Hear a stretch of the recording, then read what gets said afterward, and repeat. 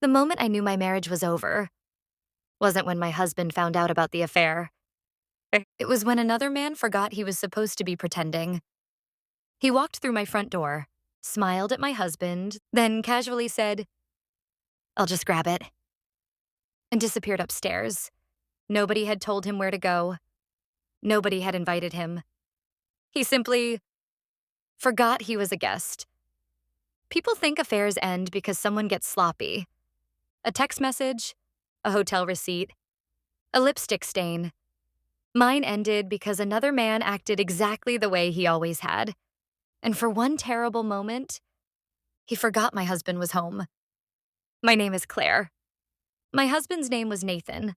The man I betrayed him with was Evan. Evan and I met while renovating the office building where I worked.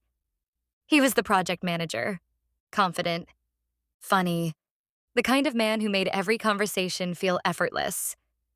At first, our meetings were strictly professional. Then we started eating lunch together, then staying late after everyone else left. Eventually, we stopped pretending we were only talking about work. Nathan worked as a regional sales manager.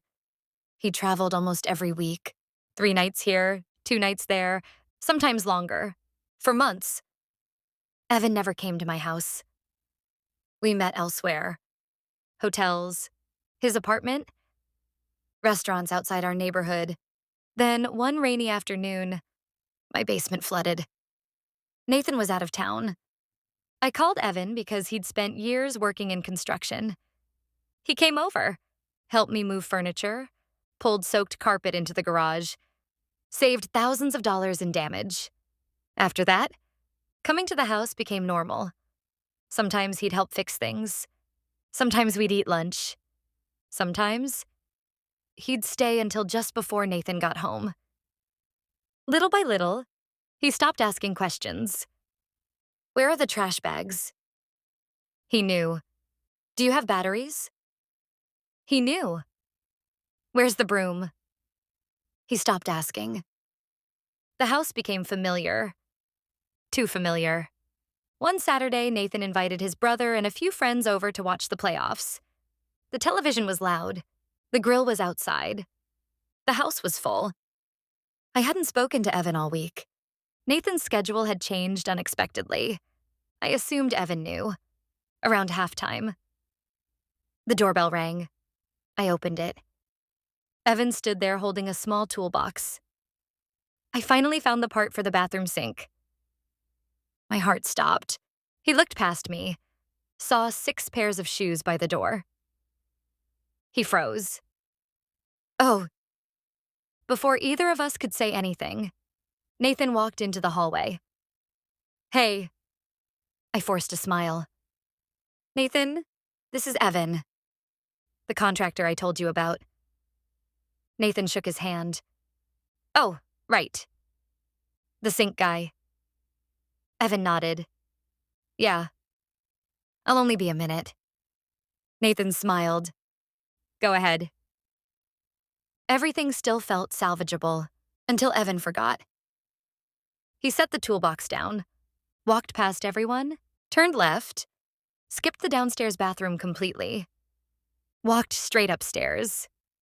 Nobody told him where the master bathroom was. Nobody pointed. Nobody explained the layout. He simply went. Nathan frowned. "You know where you're going?" Evan laughed, without thinking. "Yeah."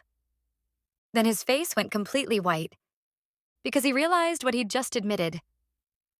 The room fell silent. Nathan didn't say another word. Evan quietly continued upstairs, replaced the sink cartridge, came back down 5 minutes later, packed his tools. "I'm sorry." Nathan nodded politely. "I believe you are." Evan left. Nobody spoke for several minutes. Nathan finished cleaning the grill, put leftovers into containers, loaded the dishwasher. Only after everyone had gone home did he finally ask, "When did it start?" I couldn't lie anymore. "About 16 months." He nodded once. "I figured." I stared at him. When did you find out?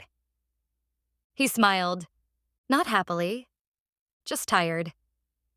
10 months ago. 10 months. 10 months of vacations, holiday dinners, movie nights, weekend breakfasts. 10 months of him already knowing. Every memory suddenly felt different. The patience, the kindness, the quiet. He wasn't trying to catch me. He'd already accepted the truth. I noticed things, he said quietly. The bathroom sink got fixed. The fence stopped squeaking. The pantry shelves got reinforced. I knew someone had been helping. He looked upstairs. I just didn't know he'd memorized the house. The tears finally came.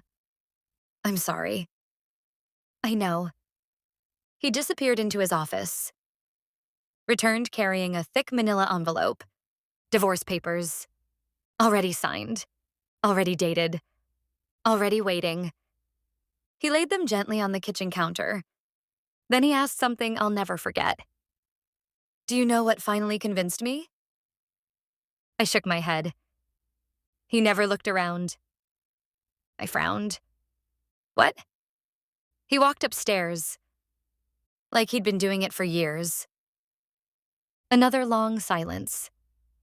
Guests hesitate. They ask. They wait. He looked toward the staircase. He didn't. The words hollowed me out. Nathan picked up Evan's forgotten screwdriver from the counter, turned it slowly in his hand. You know what homes do? I stayed silent. They teach people habits. He set the screwdriver beside the divorce papers. And habits don't lie. He walked upstairs without another word, leaving me alone in the quiet house. For a long time, I blamed Evan. I told myself he should have been more careful, more aware, more cautious. Eventually, I realized the truth. He wasn't pretending because he'd forgotten he was supposed to. The house had stopped feeling unfamiliar months earlier. He knew where the light switches were, which stair creaked, where the towels were kept, how hard to push the sticky pantry door, where the coffee filter sat. He hadn't walked upstairs to expose our affair. He'd walked upstairs because somewhere along the way, my home had quietly become part of his routine. Years later, I barely remember signing the divorce papers. I barely remember what happened after Nathan left. But I still remember the look on his face when Evan casually answered, yeah. Not because he'd admitted the affair, but because, for one unguarded second, another man forgot he was supposed to be pretending. And my husband realized something I had been refusing to admit for months. The greatest betrayal wasn't that another man had entered our home. It was that he'd stopped behaving like a visitor. Because in his mind, he wasn't one anymore.